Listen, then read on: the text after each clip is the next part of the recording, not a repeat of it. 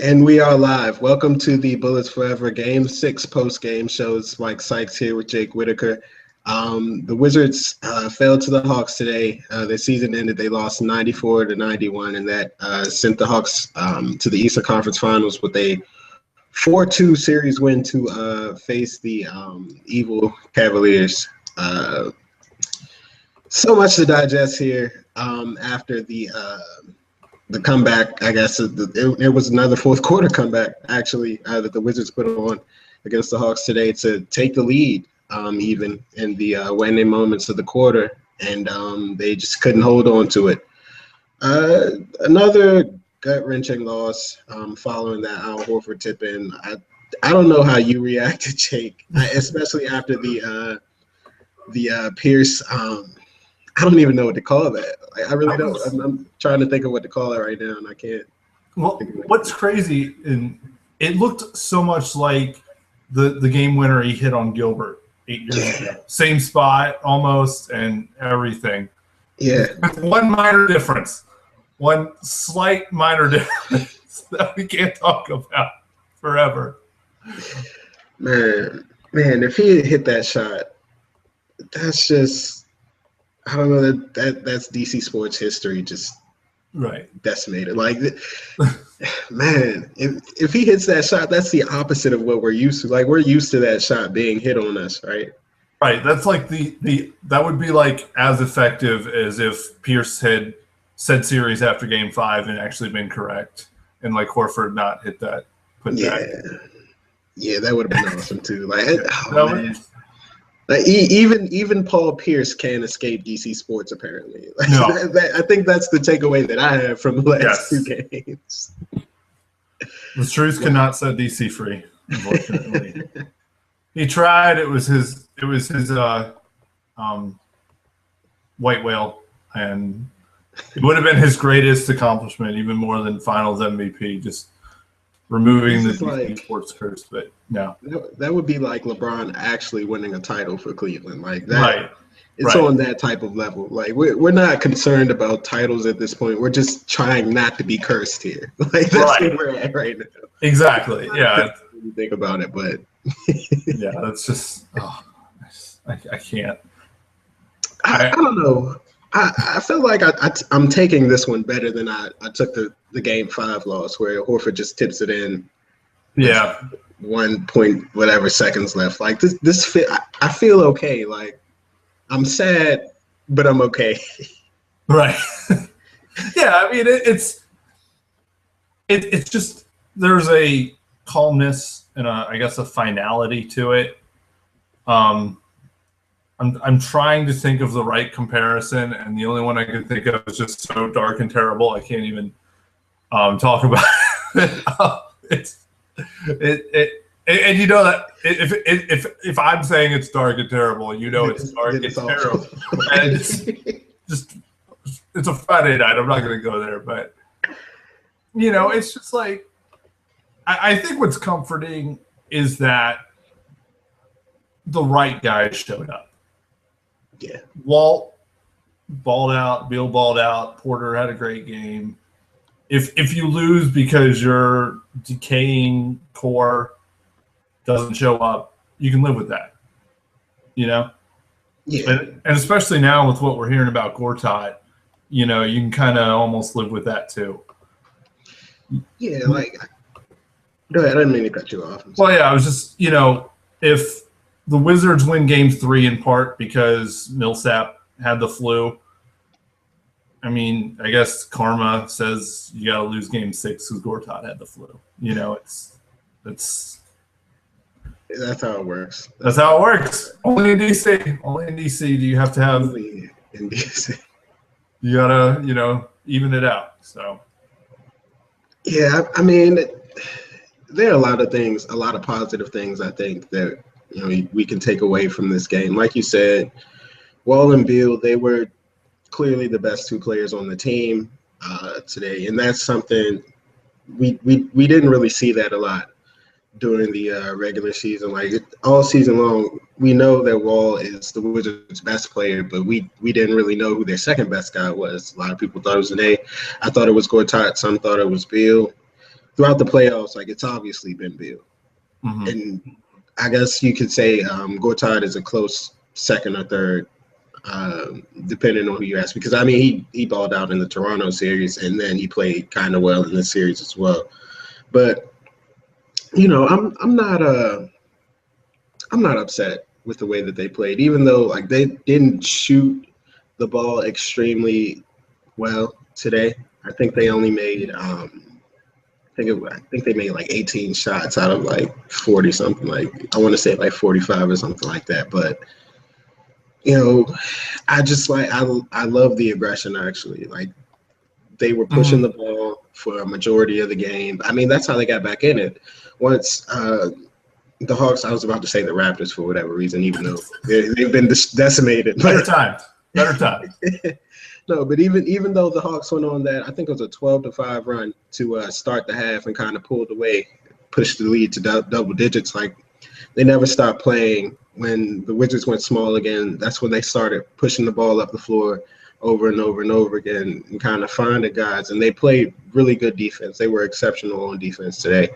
They've been that all series. That's one thing that I didn't really expect. Like I thought if this was going to be a defensive series that the Wizards would definitely win. And that obviously losing John Wall for 3 games, that hurts. But, or was it 4 games? However many games he was out. I'm terrible. He was out for 3 and, not 100% for the last half of game 1. There we go.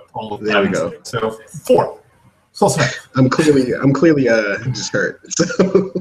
Yeah. No, but it's all right. Understandable.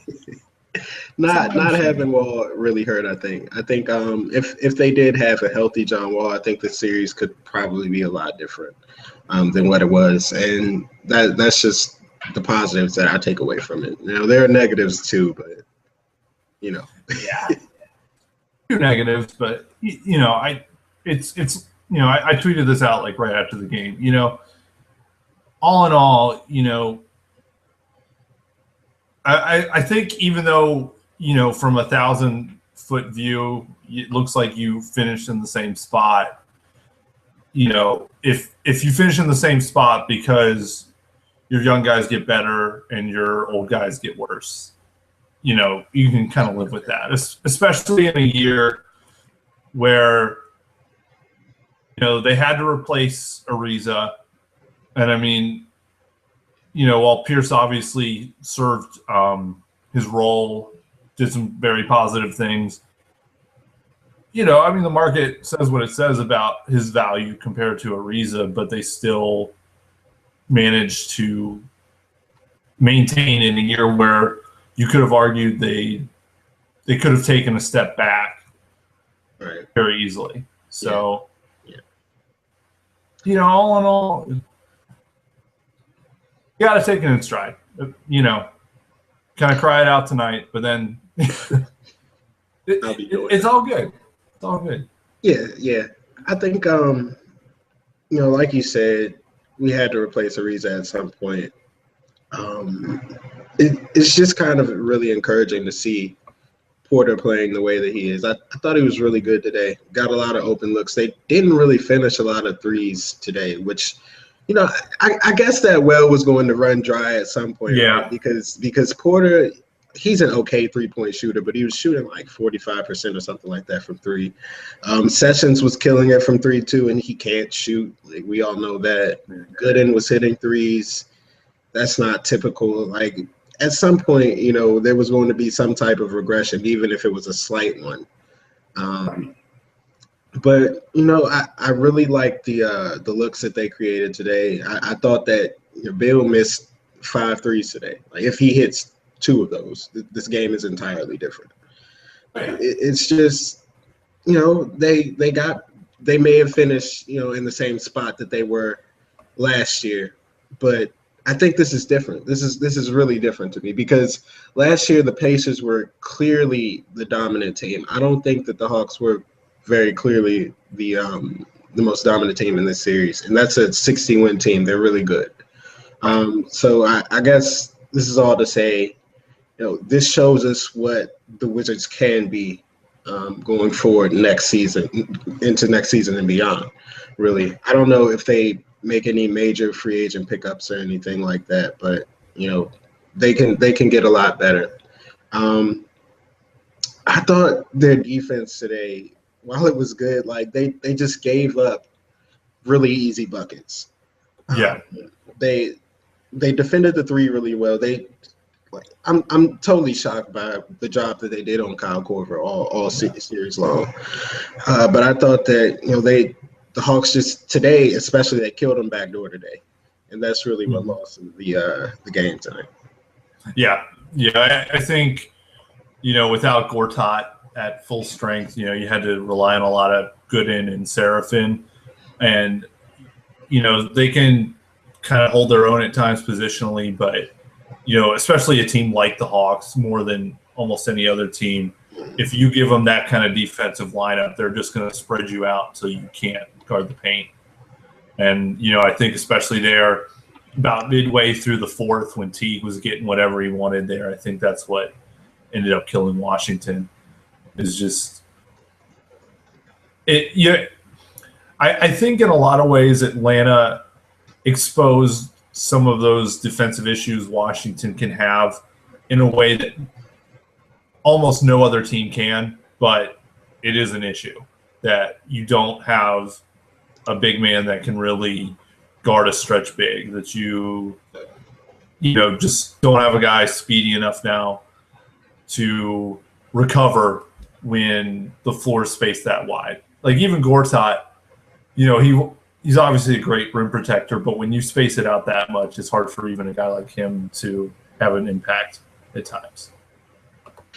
Yeah. And we've discussed this at length throughout the season. Like this team, the roster, the way it's built, it's not a modern NBA roster, right? They have a lot of big men, not enough wings, not enough versatility really on their roster. Their offensive scheme was archaic. My expectations coming into the playoffs, they weren't really that high, so I guess I can't really complain.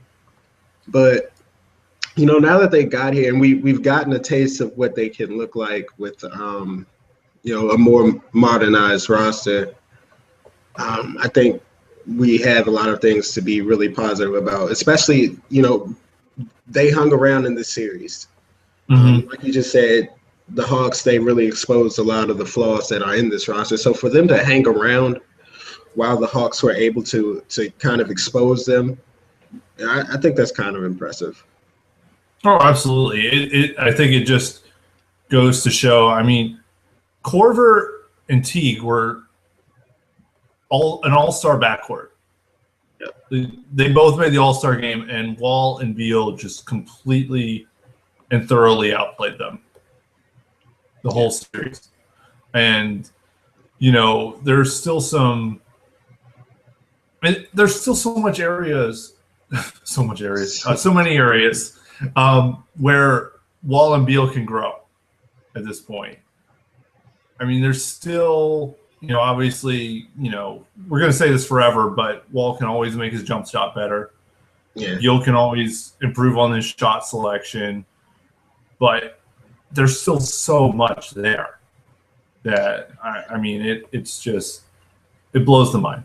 Yeah. And now that you've got Porter who can, be that ideal guy to kind of complement Wall and Beal, pick up the slack defensively and, not demand a lot of possessions but be super effective with the ones he gets. Now it's just a matter of can you modernize your front court to catch up. Yeah. And apparently Jorge Castillo from the Post, he tweeted Akbar that they were going – a stretch four would be a priority for them this offseason. I don't know who exactly they're going to be looking at, but, that's good to hear, though, I think. I kind of want to get into this because we talked a little bit about it just now, but Wall said that despite what and I'm getting this off of Twitter, but he said despite what looks like progress this year, he said this feels the same as last year. In other words, like losing in 6 in the second round feels exactly the same. Like, I get what he's saying because he's extra competitive. You know, he's a player. He's out there. Obviously, you always want to win, but like, I don't know. Do you feel like they made how much progress do you feel like they've made? Yeah, well, I mean, I don't blame Wall for saying what he said. That's just, especially when you're at Wall's level and you feel like you can control so much of a game, when there's just that little bit that eludes you and you feel like you're in the same spot, you're going to feel that way. But yeah, I think there's been progress. You know, it's just a matter now of, you know, how do you re-tinker the roster now that you know how much more you have in Wall, how much more you have in Beal. You know, what's the ideal way to shape a roster now? And it's been this thing that I've kind of had in my mind, and I'm not really sure how to write about it. Hopefully I'll figure it out this summer at some point. But I still think we have really no clue how to build around John Wall. Like, that's interesting. Because the first few years of Wall's career, it seemed like they built a team that mimicked his strengths. It's just, okay, we're going to have everybody go in transition. We're going to try to be the fastest team in the league. We're going to, run with Jan and JaVale and Jordan, and we're just going to try to blitz teams out of the water. And then when that was a, dumpster fire, they market corrected the other way. We're going to slow it down. We're going to throw out the biggest guys we can. We're going to set these bone-crushing picks, try to be the most effective half-court offense we can be, and just let Wall's strengths, kind of be surrounded by guys who do everything else well. Yeah, I see what you're saying. And I definitely get that.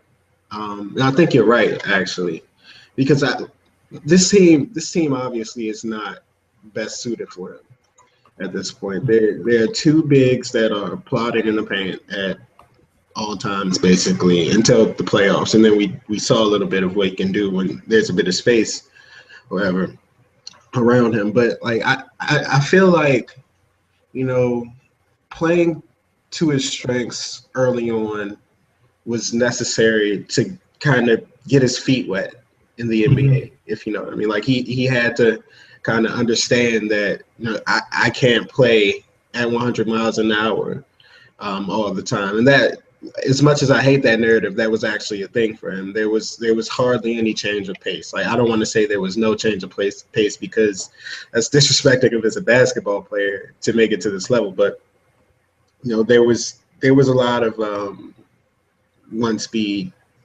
pace. Right.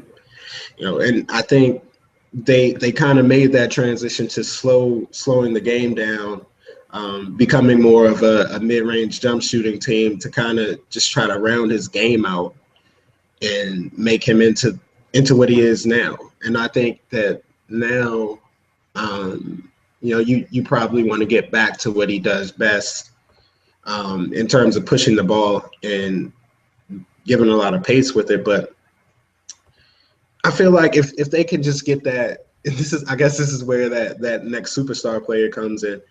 But if they can just get that other guy who is versatile enough to play in transition, but is really good in the half court as well, like, they can become an elite team. Because I think John Wall now is one of the, like, he's obviously one of the best point guards in the league, but I think that he's become one of the more well-rounded point guards in transition and in the half court, which is what people were complaining about with him a lot early on.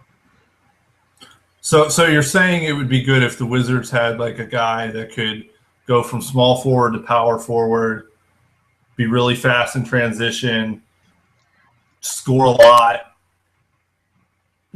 just be really efficient, work on the ball, work off the ball, maybe come from the hometown-ish, maybe. Are you saying that would be a good fit? Like, maybe the perfect fit? Maybe. You know, it would be perfect if his number was 35. You know, just a guy with the number 35. I think those players are kind of good. Every player I've ever seen with the number 35 has been pretty good. I don't know if that's true or not. I'm just saying it. Shout out Trevor Booker. Booker to DC. That's definitely who we were talking about. That's Trevor definitely Booker. Who we were talking about. Did you see coaching suggestion there at the end of the game? No, what happened? He tweeted, "Put my boy Seraphin in for a quick bucket." Oh.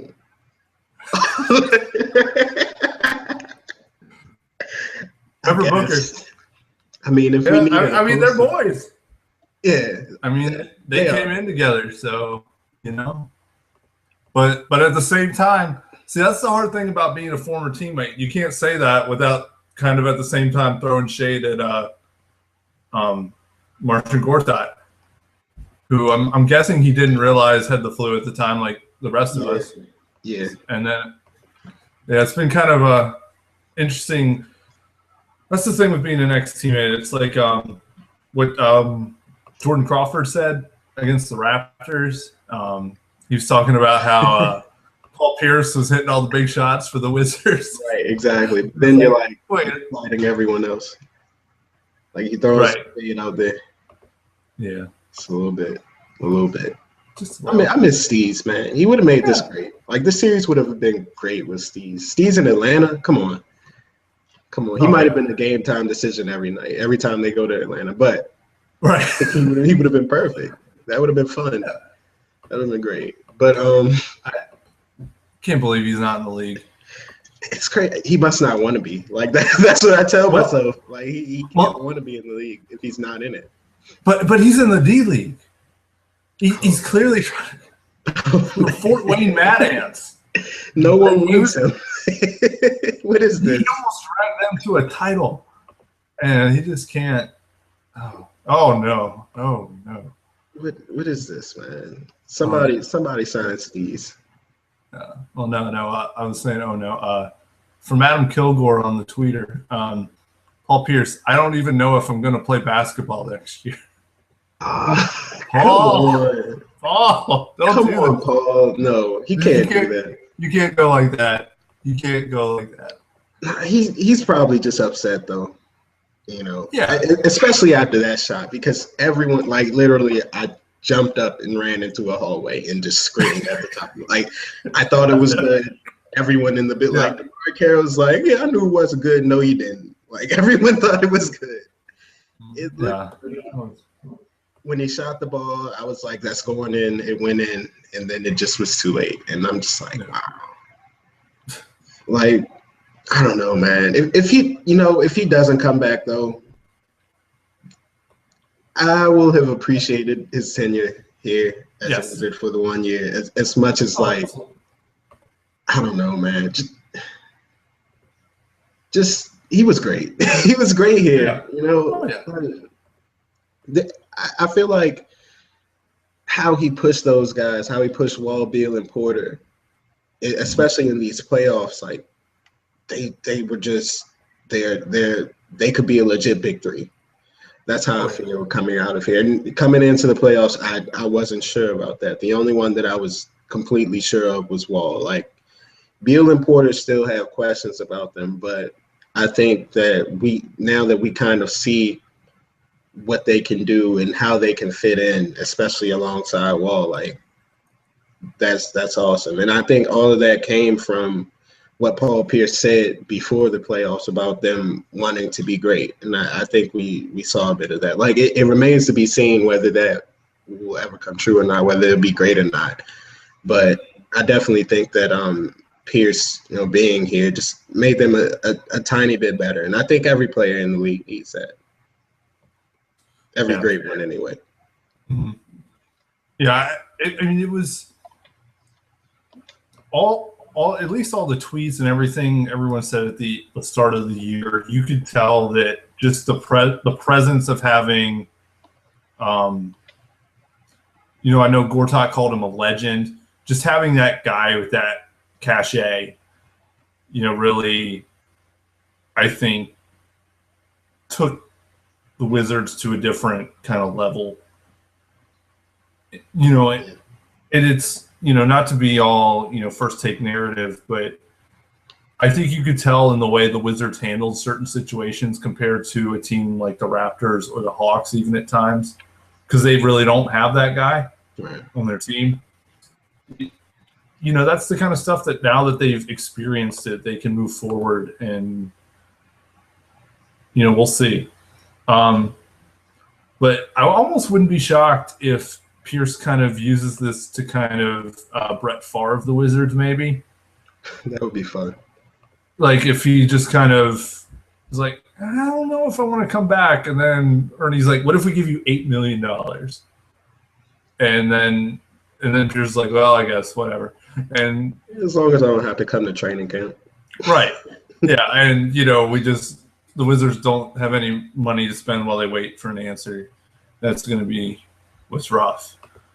But because that's what's tricky with his player option is he can, he could use it to just retire, and if so, I mean, you hate to see him go, but at least you get the cap room, which would be nice. Or, he opts out because he's not sure he wants to return, and then Pierce ends up making more, trying to, get that last cash grab, because the Wizards still kind of need a guy like him. Yeah. And you're probably to get a guy that could do the stuff that Pierce does, even at his age, you're not going to find a lot better value, which is what makes the whole thing tricky. I don't know. It was Umair who said that he doesn't think that Pierce or Nene will be starters next season. So that'll be interesting to see if Pierce actually does do that and does try to do that last minute cash grab or last season cash grab or whatever you want to call it, whether they feel like they should pay him $8 million if they should pay him starter money. I don't know if because he was extremely valuable in the playoffs and everything, but as a 38-year-old veteran, like, that's tough to do. It's tough. Yeah. So do we want to go through some of these Twitter questions we're getting?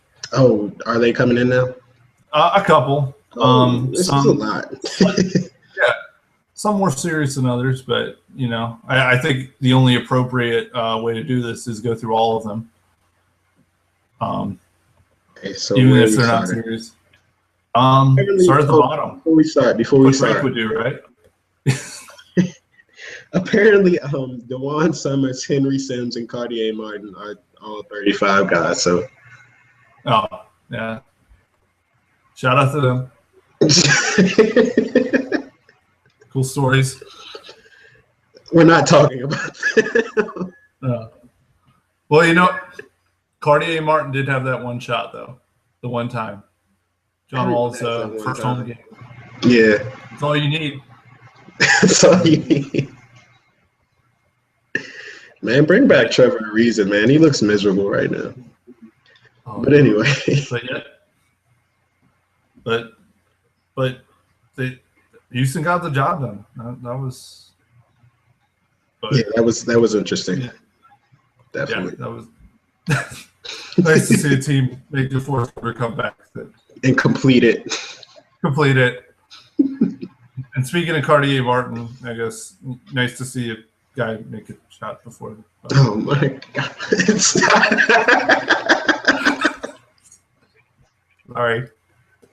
Sorry, we just got to get it out tonight to just get it done and over. Just let it all out. I almost had a FIFA moment watching that game. Almost punched my teeth. Oh. That's so great. That's so great. Yeah. Right? So these questions, though, about these questions. Yes. Let's move on to slightly better things. Okay, so this first one that I'm reading is Nene back next season? Does Whitman come back, and how do we make the pain stop? Oh, So okay. I guess we can start with Nene. I don't think he's back. Do you think he's back? I think he is, just because I don't know how you move him. Expiring contracts just don't mean anything anymore, That's true. especially going into next season with the cap spike. I mean, they can basically get Nene's cap space just by not spending money. So it really doesn't give any team an advantage to take Nene unless you're like dumping a first round pick with it. Yeah, And so that's not ideal.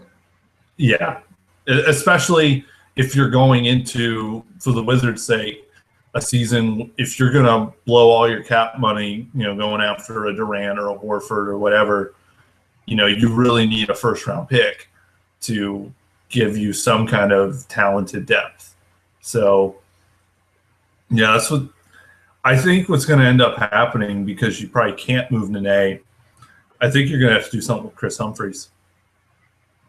Yeah, totally agree with that. Like I said, I think Nene's gone. I think they do whatever they can to move him, because like at this point, it just looks like it's over for him. Like, he started fading toward the end of last year, had a pretty strong finish to the year, if I recall correctly, and then kind of faded away again. And then in this series, he was just awful aside from 2 games, really. And I don't feel like Nene can be a part of what the team needs to look like at this point. Like, he's never been willing to play center for extended minutes. He's not the greatest roll man in the pick and roll, and that's kind of what I feel like John Wall needs to function. He doesn't have, like, his mid-range jumper is good, but it's not scaring anyone at this point. Like, teams aren't going to close out on him hard. The only thing is, like you said, nobody really wants expiring contracts anymore. That's like 2010, 2011. Right. And before that, like that's over now, and if they were going to dump Nene, the time to do that would have been, I guess, a year after they got it. Yeah.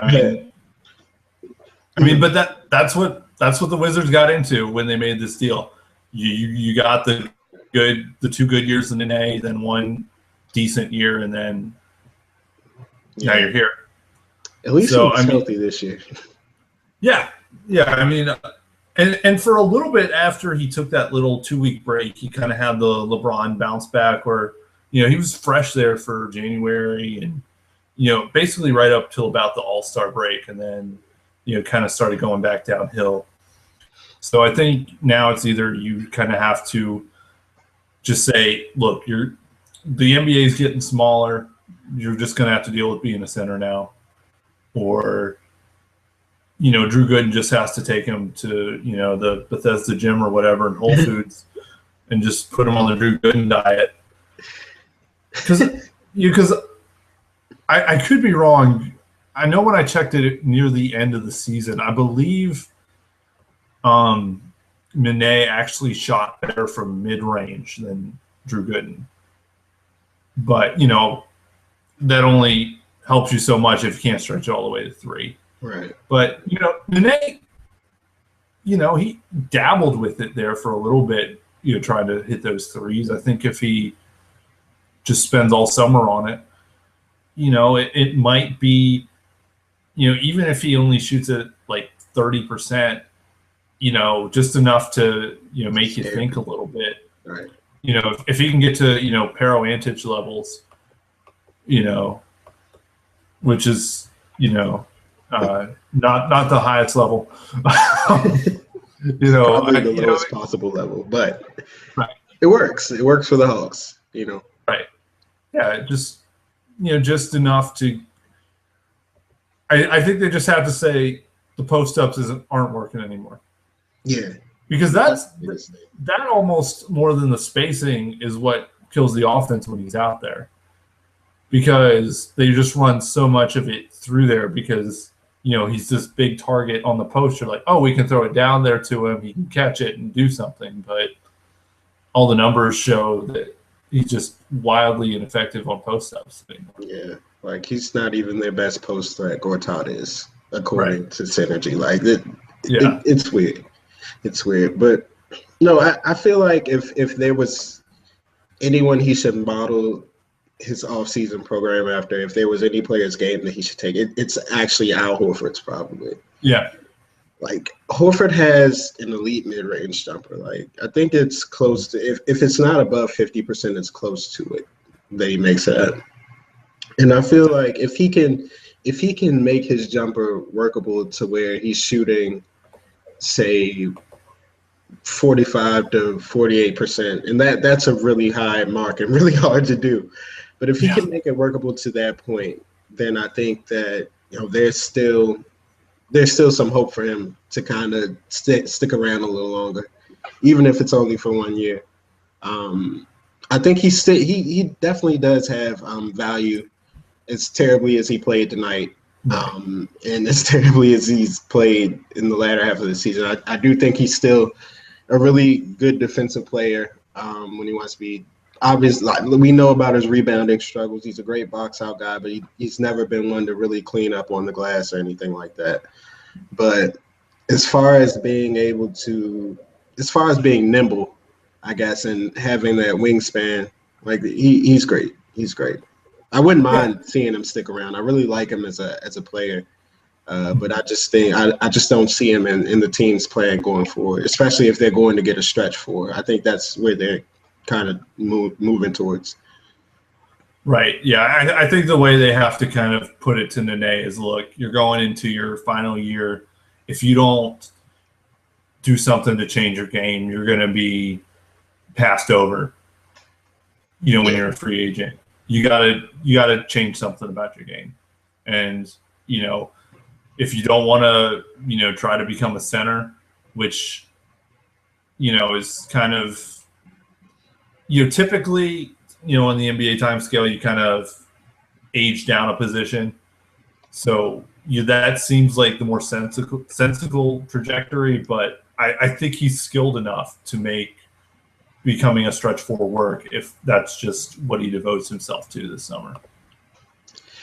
The only way that I could see them trading him is if there's actually this is probably the only team, but if like the 76ers were like, we need to hit the cap floor again. Right. And Joel Embiid needs like a mentor who's going to teach him how to do things and work hard and all that other good stuff. Like if they were willing to take that on, like that's literally the only team that I can think of that would take him. Wouldn't that just be the most full circle thing if JaVale and Nene both get traded to the 76ers? It really would be. Like, just bring it on around. Just bring it around. And then we just go back and edit the original Nene JaVale trade post and just go meaningless. That's all. Everyone's going to Philly. Philly won the trade somehow. Yes, exactly. Because they'd probably, they'd end up with 2 first-rounders somehow out of that. Yeah, wins again. There's no way they take Nene without at least 1 second rounder in that deal. At least. Right. So, yeah. Okay. So what was the other? Oh, is Whitman coming back? Do you think he's back? I do. Yeah, as much as there was kind of some blowback, as the series has progressed here. 2 years on a coaching contract's a lot to eat up, especially for a team that, if not moved forward, stayed in place with hope to build for the future. I think, there's plenty of reason to question if he's the guy to take you to title contention, but the Wizards haven't been the team to make a decision like that. They're not going to, get rid of something good to chase something better. at least not at this point in the cycle. Right. It'll be interesting to look at, though. Right. Yeah, I mean, there will be discussion, and I mean, clearly, there were times during the season where it seemed like the team was kind of frustrated with his strategies.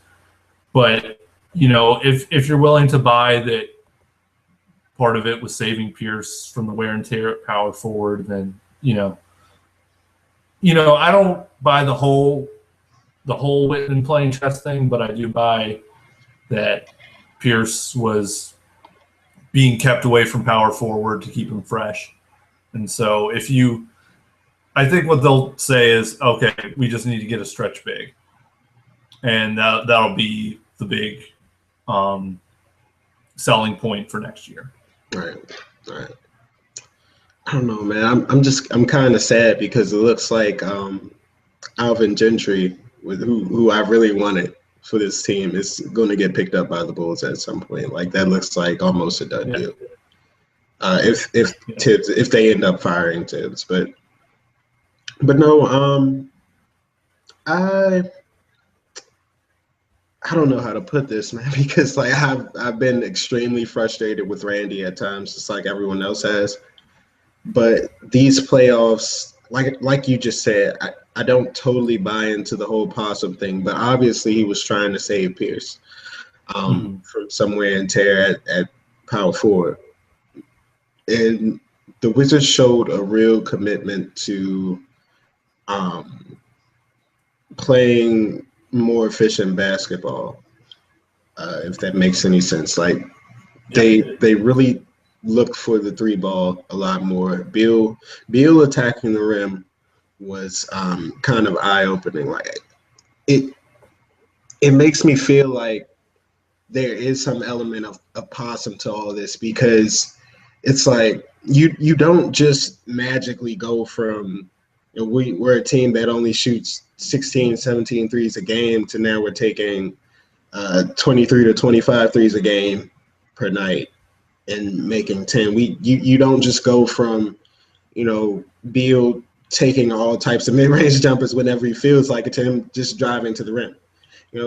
I think that's something that has to be coached.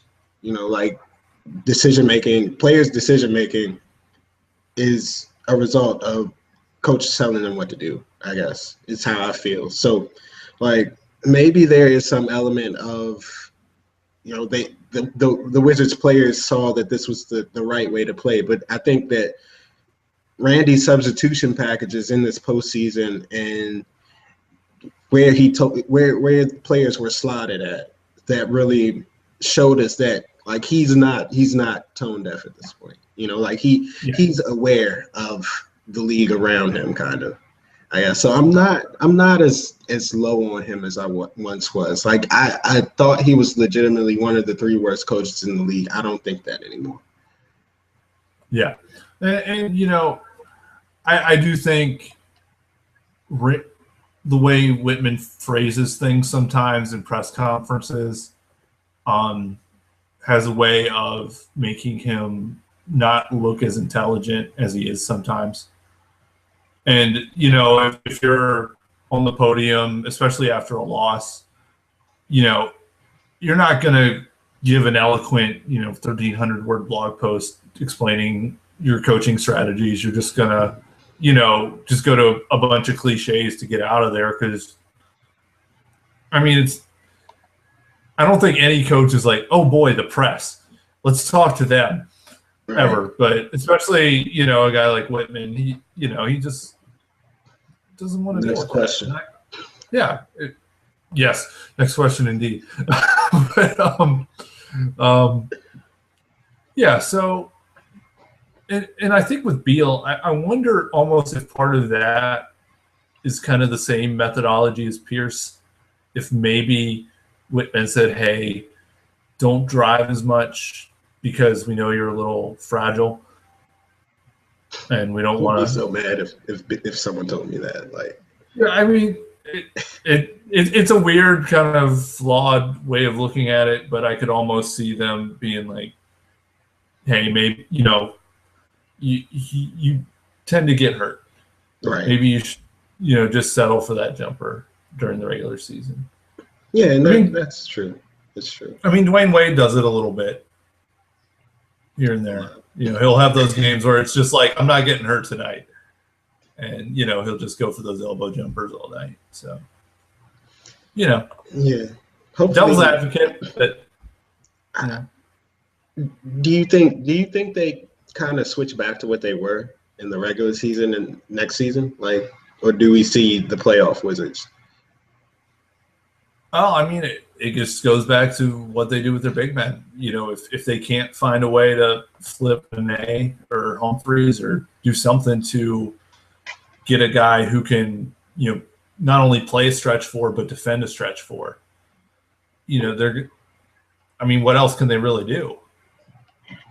That's true. Because, I think what Atlanta showed is Drew Gooden can, he can space the floor, but he's not going to, he's only really useful against a team like Memphis who won't go out on him and he can still bang around with, like as a traditional power forward on the defensive end. So, if they can't adjust that, you still got to roll your bench a lot deeper in the regular season than you do the playoffs. So I really don't know what would change if they can't do anything with the roster.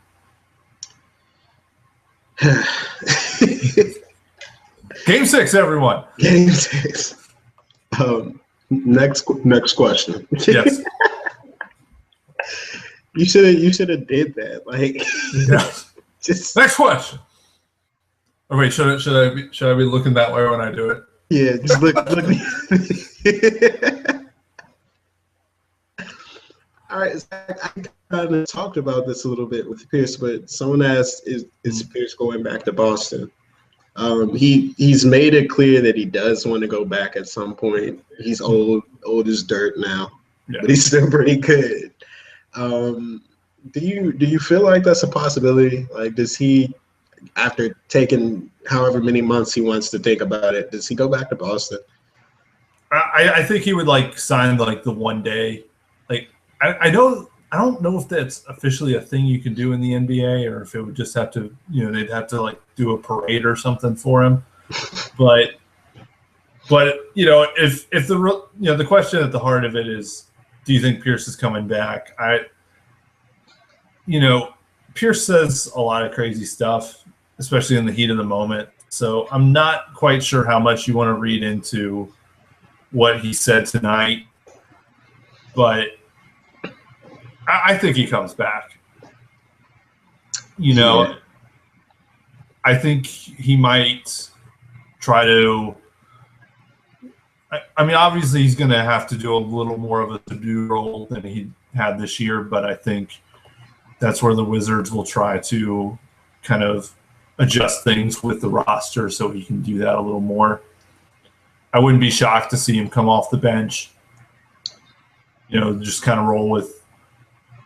This is where almost you kind of make the Warriors shift. You had, Iguodala and David Lee, and then, you kind of move Iguodala to the bench like Pierce, and then you get a fresher guy, Giannato, at your small forward, and you bring in someone else to hopefully kind of play the Draymond Green role that can, give you the versatility and everything else. I mean, I have no clue at this point who that guy is, but there's Marcus Aldridge. Yes, please. Yeah, I mean, I can't believe the Blazers agreed to the Aldridge and Nene swap, but salaries matched and it worked out. That would be surprising. Perfect. Yeah. What if? Well, you know what? Draymond Green is a free agent. Would they do that? Do you think the Wizards would ever be tempted to throw? Because he's getting max money probably, or close to. Oh yeah. So would the Wizards be willing to do that? I don't know. don't know. I don't know if they're going after a Max guy this year. It would be interesting to see if they kind of just try to, I don't know, feel the water out or whatever, like when you get in the ocean and you're looking for jellyfish, stuff Right. like maybe they do that. Maybe they look for their jellyfish. Yeah. I mean, it is kind of interesting, though, with the Warriors. Do you think, I mean, if they're really desperately trying to keep Draymond, I wonder if there's a way the Wizards could get in on the Iguodala David Lee fire sale. That would be interesting. Yeah, I mean, it's a stretch, admittedly, but everything's a stretch at this point. Except the Wizards' big man rotation. No stretch in that. That was the whole issue. So I walked right into that one. You did, but speaking of walking right into things, Mike Wise tweeted, "You get the feeling this Wizards game is destined for some big comeback by the home team before a gut punch ending." And right after that, I just like, Mike, and he just hit us back with a "wish I was wrong." No, you don't. No, you don't wish you were wrong. You wish you were right. That's just a dagger tweet. It really is. It's just like when Nick killed us with that comeback, except for Pierce bailed us out. Right. Yeah, I mean but again, that just to bring this back full circle, DC Sports is still more reliable in the clutch than Paul Pierce. And that's what we saw tonight. I can't. I can't. That's what it proved. Paul Pierce came close, but DC Sports was better. Yeah. When they say Father Time is undefeated, so is DC Sports. Right. Yes. It's just, it was just a battle of who wanted it more, and DC Sports came up with the stop it needed there on final possession. So, DC Sports, undefeated.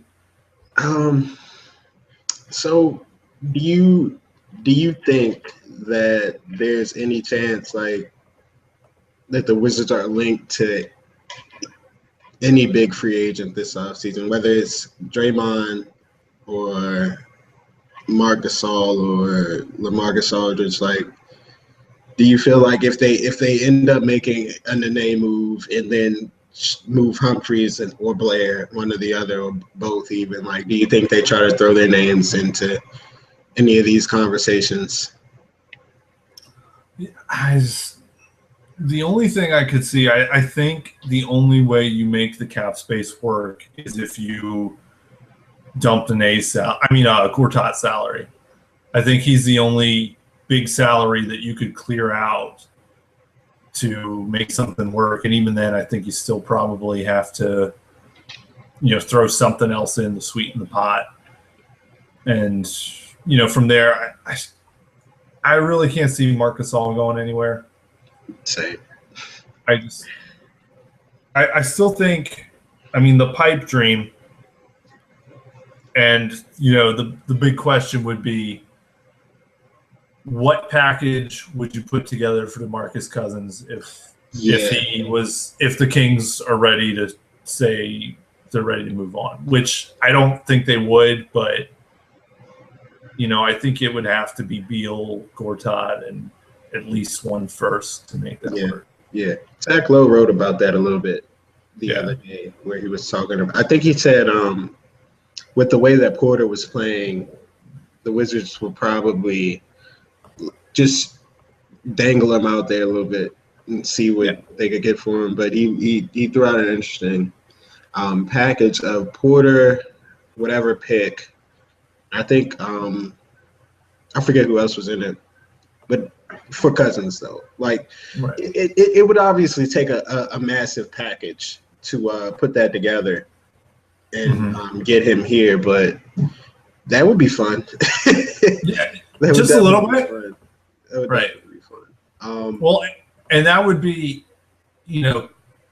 I think if you're kind of looking for that balance between who do you get that can give you the half-court offense and still be enough of a threat in transition to kind of pair with John Wall, if not for that mystery player, number 35, DeMarcus Cousins. Yes, if not for Henry Sims, you're probably looking at DeMarcus Cousins. I think he's the guy that fits. And, if you're looking for the situation that puts Cousins in the best environment, I guess is the right word, where, you can kind of counteract some of his misgivings, I guess is the right word to.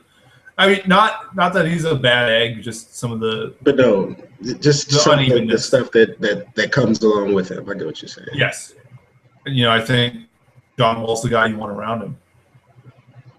Yeah. So. Yeah. That would be, and it'll be interesting to see, because there's probably going to be a market for that. Like, even though the Kings say that they're all in on DeMarcus Cousins, teams are still going to call. It was the same situation with Kevin Love in Minnesota. Obviously, it came down to his contract running pretty thin, but teams have been calling for a while. So if the Wizards were interested in that, it would be interesting to see. Like they probably would not be able to get away with not trading Beal, but they'll probably try to do that though. Yeah, I mean, that's especially after these playoffs, though. I think if you really want the superstar package, you can't not go without it. Yeah. But here's since we're out and we can do a little Cavs slander right now on a side tangent. I do that every day. Yeah, well, I mean, yeah, but okay. There's something to think about. Who has handled not making the playoffs in the West better? DeMarcus Cousins or Kevin Love? Who whined about their situation less? DeMarcus Cousins. Yeah. Makes you think. Yeah, it does. Why'd you do that? I was not prepared to think tonight. Like, you know why I did that? Because we don't want to talk about this game that just happened.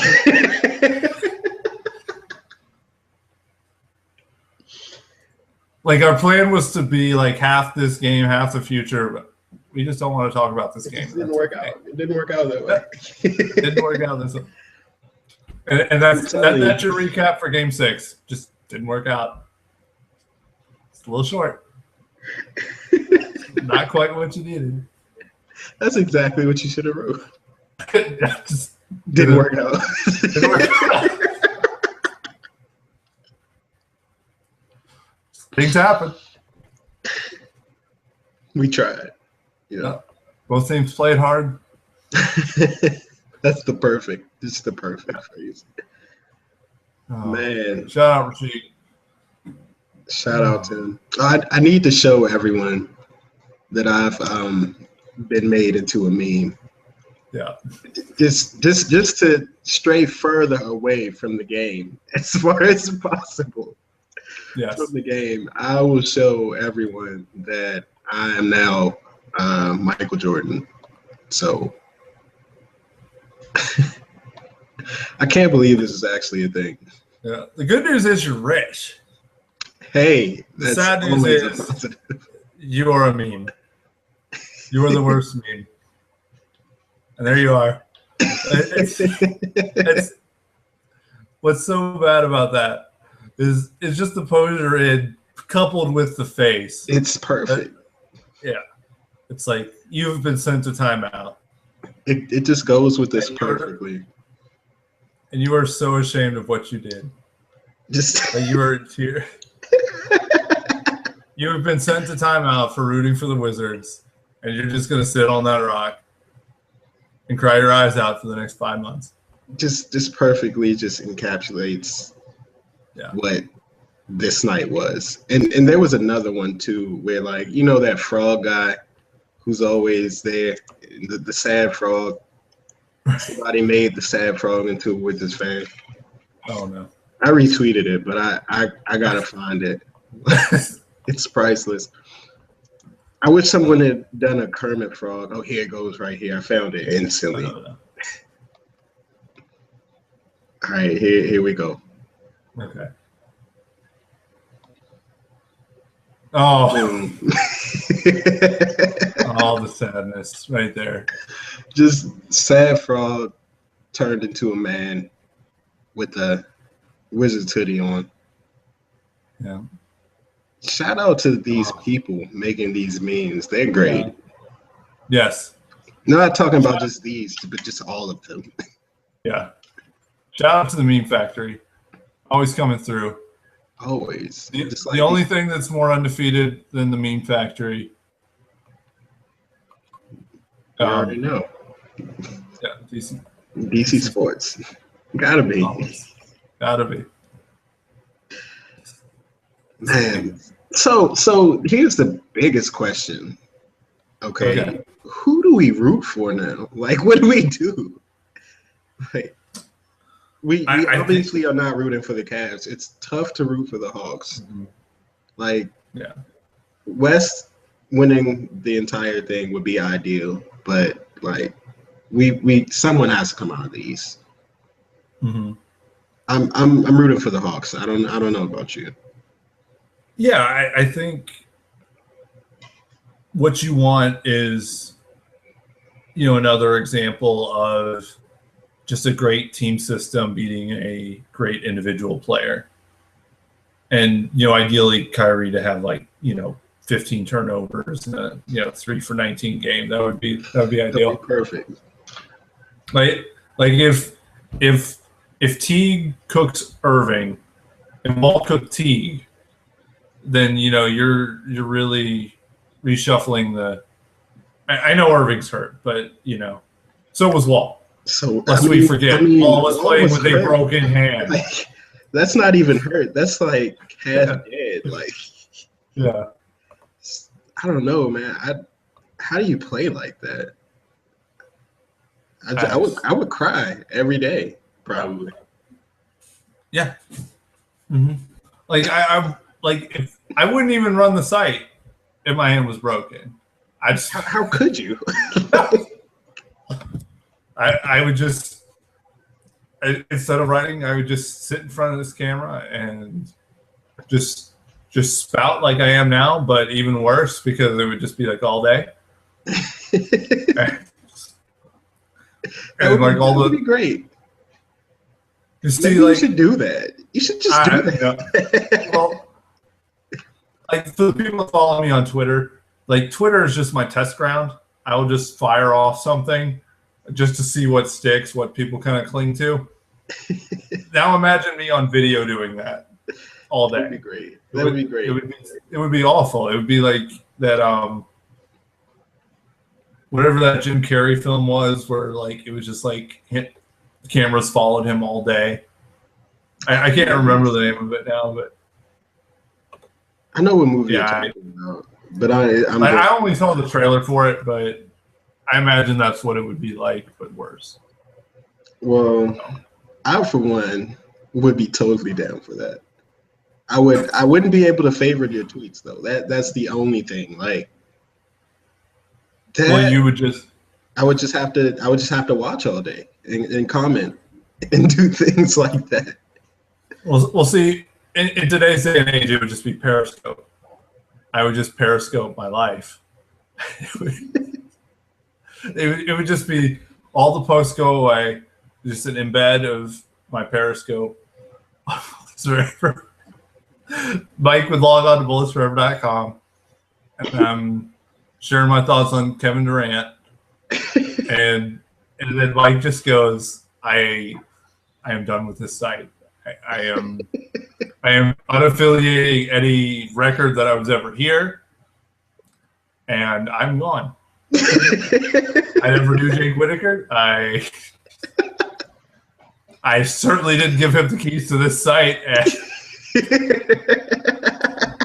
and I did not predict this would happen. Because again, I've never met Jake Whitaker. He would need one of those Men in Black flash things. Yes. Yes, he would. And then he would need it for the rest of the internet. So just put it in a vine. pretty much. Man, we are so far gone, right? Oh, I know. Oh, you know what I just realized too? What? I crafted a vine for tonight that I was hoping we'd use, and we did not get to use it. Was that because we lost? Yes. Destroy it. Yeah. All I can say is it involves Zaza Pachulia. It would have trolled really hard if we'd made it, but didn't make it. I'm so disappointed. My night is ruined now. Yeah. We've been robbed of Zaza vines. Yeah. I'll tweet it out. It is out now. It's Oh, you tweeted it? I just tweeted it. It's the one. It's like, when I make the MP3 of this later, I'll put it in at the end, just the audio of it, of Zaza shouting Game 7 over and over again. Ironically, against Paul Pierce. I mean, that's the funniest thing ever, man. Yeah. But it was like, it was like a post-game interview, but it was only in the arena. So, and like the full video, they've got the hype girl who's, interviewing it. Because it's perfect. It was a weird game because Zaza was the guy getting interviewed. And he's just like, Game 7, baby, Game 7! He just yells it. It was, I mean, this happened like in the early days of blogging when, the same video would be posted on every single website. And all of them had that video of Zaza just yelling Game 7. It's beautiful. So it would have trolled so hard, but now it's just a footnote. Man. There were so many good things that could have so happened. many great things that were just there were so many possibilities. Like, yeah. And now they're all gone. Yeah. It is not lit right now. It's just not. No. Well, you know what is lit? The light behind the backboard. Okay. Okay. So just stab and twist. Why don't you? I mean, just get it right in there. Just stab and twist. I've lived a good life. Yeah. Well, you got to twist so the pain ends. So you just stop feeling it's over. Oh. So I'm pretty sure we've scared everyone off at this point. But if we haven't, I think there was still there was one question left, but it was, is Nene back on the team next season? We kind of covered that. And then how do I make the pain stop? There you go. Right. Just twist. Just twist. Twist. Just twist it like a key. Yeah. It ends everything. You feel great afterward. Well, no, you don't feel anything at all. That's why it's so great. Yeah. It's like you feel nothing at all. Nothing at all. Nothing at all. Man. And that's how the Wizards season ends. Oh. I'm so sorry, guys. We should just rename this "I'm so sorry."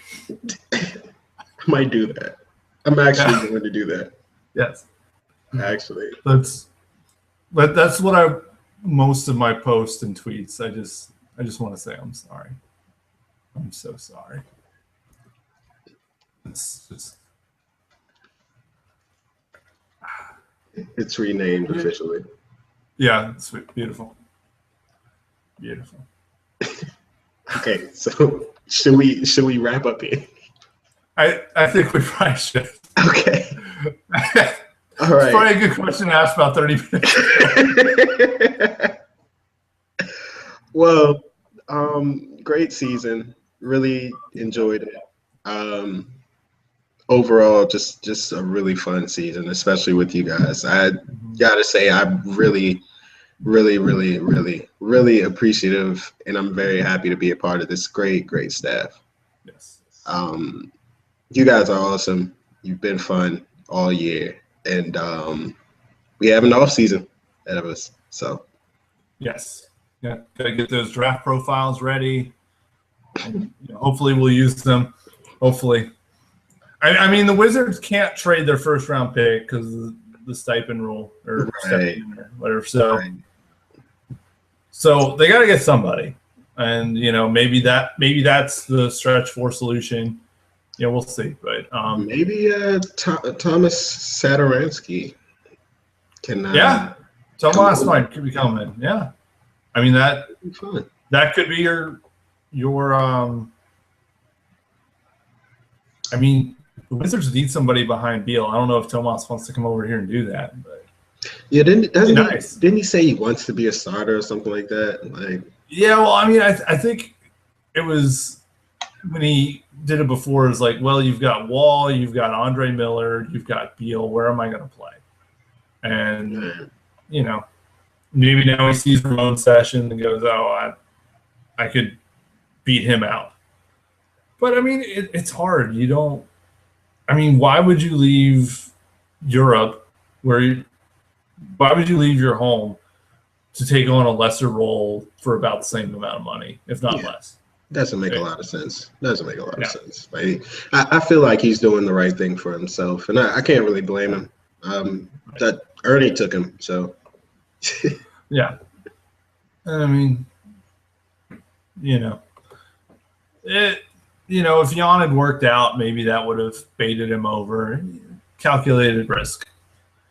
It happens. Now that's a great ending. Talking about Tomas Satoransky to wrap this thing up. Yeah, exactly. We brought it. I mean, this is our full circle now. Yeah. From beginning to end. But I got a positive note for you. What if the Wizards got Bobby Portis? Bringing Portis back to DC. That would be cool, but he would have to be what was I think his alter ego or whatever was what was it, like Southside Jerome or something like that. Yeah. And Portis, and then there was I don't remember. Coach Hanky Spanky or something. Oh like yeah. Yeah, you had a couple of them. Yeah, he did.